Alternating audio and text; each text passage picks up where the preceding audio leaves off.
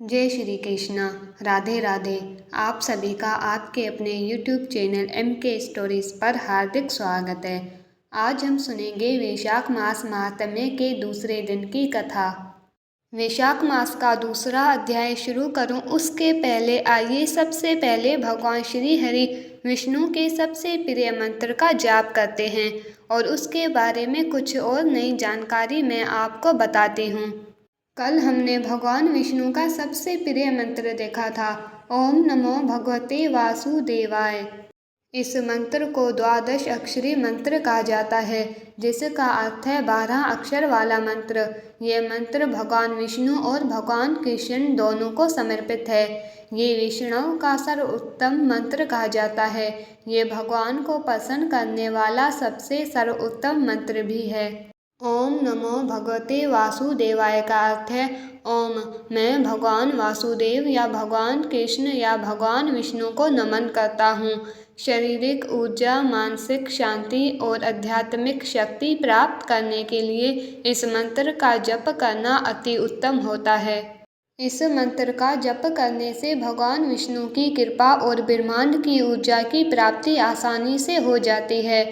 ऊर्जा पाने हेतु आप इस मंत्र को दिन में 2 बार प्रातः और सायंकाल 108 बार पढ़ें। वैसे तो आप कभी भी जब भी भगवान को स्मरण करना हो उस मंत्र का जाप कर सकते हैं।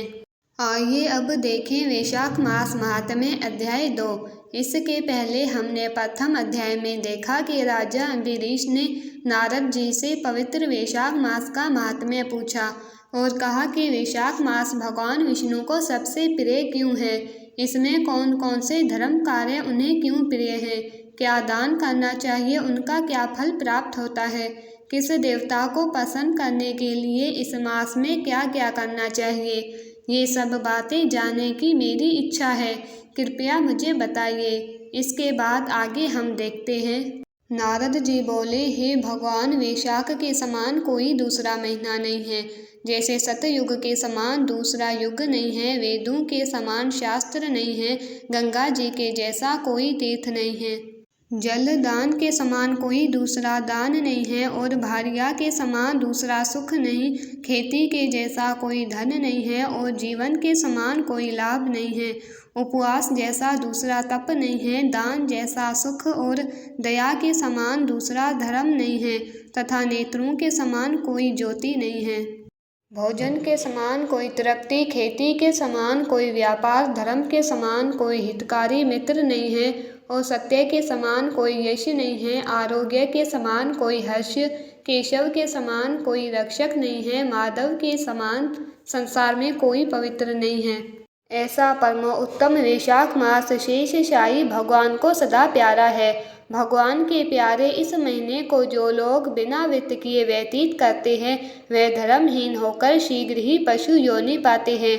उनका कुआं बावड़ी लगवाना, बगीचा बनवाना आदि सभी धार्मिक कार्य निरर्थक होते हैं। इनका कोई फल प्राप्त नहीं होता। जो मनुष्य वैशाख मास में नियम पूर्वक भोजन आदि करते हैं वे विष्णु भगवान की सायुज्य मुक्ति को अवश्य प्राप्त होते हैं, इसमें संदेह नहीं है।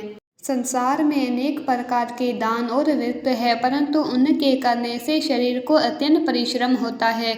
उन्हें संसार में बार बार जन्म लेना पड़ता है, परंतु वैशाख मास में केवल स्नान कर लेने से ही प्राणी आवागमन से छूट जाता है। सब दान करने से जो पुण्य होता है, संपूर्ण तीर्थों में स्नान करने से जो फल मिलता है, वह सब वैशाख में केवल जल दान करने से ही मिल जाता है। जिसमें जल दान करने की सामर्थ्य ना हो वह ईश्वर की इच्छा करने वाले दूसरों से कहकर जलदान करावे। ये कर्म भी सब दानों से अधिक है। तराजू के पलड़े में सब प्रकार के दान एक तरफ और दूसरे पलड़े में जलदान रखकर तोलें तो जलदान ही भारी निकलेगा। जो यात्रियों के लिए प्याऊ लगाकर जलदान करता है वह अपने करोड़ों कुल का उद्धार कर विष्णु लोक को जाता है। हे राजन, प्याऊ लगाने से देवता, पितर और ऋषि सब निसंदेह अत्यंत प्रसन्न होते हैं। जो प्याऊ लगा थके हुए यात्रियों को संतुष्ट करता है उसे ब्रह्मा, विष्णु और शिव सब देवता प्रसन्न रहते हैं।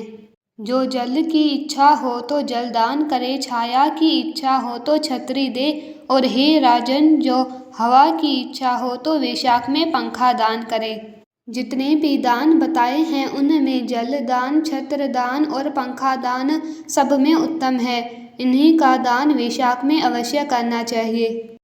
जो वैशाख के महीने में कुटुंबी ब्राह्मण को जल से भरा घड़ा नहीं देता, वह चातक की योनि पाता है। जो प्यासे महात्मा को शीतल जल पिलाता है, उसे हे राजेंद्र सो राजसूय यज्ञ करने का फल मिलता है। जो धूप, परिश्रम और पसीने से व्याकुल ब्राह्मण को पंखे से हवा करता है, वह सब पापों से रहित हो गरुड़ के समान हो जाता है। जो मनुष्य वैशाख में ब्राह्मण को पंखा नहीं देता, वह अनेक प्रकार के वात रोगों से पीड़ित हो नरक को भोगता है। जो थके ब्राह्मण की वस्त्र से हवा करता है, वह सब पापों से छूटकर विष्णु भगवान की सायुज्य मुक्ति पाता है। जो शुद्ध मन से ताड़ का पंखा दान करते हैं, वह सब पापों से छूटकर विष्णु लोक को जाते हैं। तुरंत श्रम दूर करने वाले पंखे का दान नहीं करने वाले अनेक प्रकार की यातनाएं भोगकर संसार में पापी होते हैं। हे राजेंद्र, आध्यात्मिक दुखों की शांति के लिए निमित्त वैशाख मास में छतरी दान करना उचित है। जो मनुष्य विष्णु भगवान के प्यारे इस वैशाख मास में छतरी दान नहीं करते, उनको कहीं छाया नहीं मिलती। वह महाक्रूर पिशाच बनकर पृथ्वी पर घूमते हैं। वैशाख में जो खड़ाऊ दान करते हैं, वह यमदूतों का तिरस्कार कर विष्णु लोक को जाते हैं। जो वैशाख मास में जूता दान करते हैं, उन्हें नरक की यातना नहीं भोगनी पड़ती, न ही उसे संसार के दुख सताते हैं। ब्राह्मण के याचना करने पर खड़ाऊ दान करने वाला पृथ्वी पर करोड़ों जन्म तक राजा होता है। जो मार्ग में श्रम को दूर करने के लिए स्थान बनवाता है, उनका फल वर्णन करने में ब्रह्मा भी असमर्थ है। दोपहर को जो कोई अतिथि या ब्राह्मण मिले, उसको भोजन कराने का फल ब्रह्मा जी भी वर्णन नहीं कर सकते। हे राजन, अन्नदान मनुष्य को तत्काल तृप्ति प्रदान करने वाला है। संसार में अन्नदान के समान कोई दान नहीं है। जो मनुष्य मार्ग से थके हुए ब्राह्मण को आसरा देता है, उसके पुण्य का वर्णन करने की सामर्थ्य तो ब्रह्मा जी में भी नहीं है। भूखे मनुष्य को स्त्री, पुत्र, घर, वस्त्र, अलंकार, भूषण कुछ भी अच्छे नहीं लगते। जब पेट भरा हुआ होता है तो सब कुछ अच्छा लगता है। इसीलिए अन्नदान के समान न कुछ हुआ, न आगे होगा। जो वैशाख में थके हुए ब्राह्मण को अन्नदान नहीं देता, वह पिशाच बनकर पृथ्वी पर अपना ही मांस खाता फिरता है। इसीलिए ब्राह्मण को यथाशक्ति अन्नदान देना उचित है। हे राजन, अन्नदाता माता पिता को भी भुला देता है। वह दानी को ही अपना सर्वस्व समझने लगता है। इससे त्रिलोकी में सब अन्न की प्रशंसा करते हैं। माता पिता तो केवल जन्म देते हैं, परंतु पंडित लोग संसार में अन्न के दानी को ही पिता कहते हैं। हे राजन, अन्नदाता में सब धर्म निवास करते हैं। इति श्री वैशाख मास महात्म्य दूसरा अध्याय संपूर्ण।